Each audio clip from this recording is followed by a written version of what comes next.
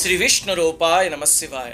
అమ్మవారి అద్భుతమైన స్వరూపాల్లో ఇంకొకటి చండీదేవి స్వరూపం.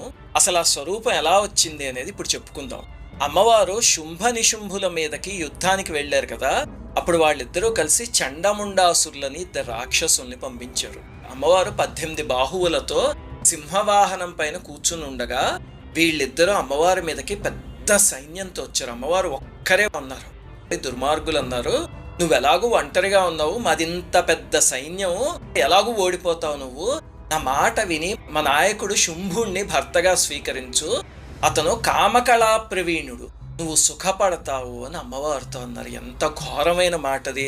అంతే అమ్మవారికి పట్టలేని ఆగ్రహం వచ్చేసింది. శంకరాచార్యుల వారు సౌందర్యలహరిలో అంటారు, శివే శృంగారార్ద్ర తదితర జనే కుత్సనపర అని. అంటే శివుడు కాకుండా ఇంక ఎవరైనా అంటే అమ్మవారు అసలు ఆలోచననే భరించలేరా. అంతే